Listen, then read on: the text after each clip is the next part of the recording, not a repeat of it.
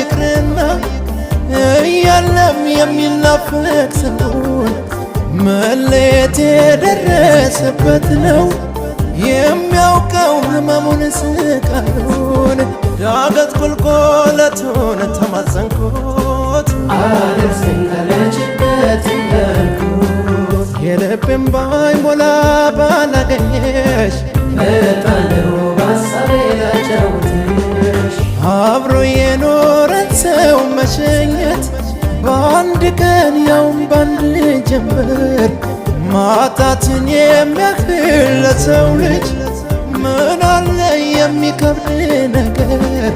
ዳገት ቁልቁለቱን ተማጸንኩት አድርሰኝ ካለችበት እያልኩት የልቤን ባይሞላ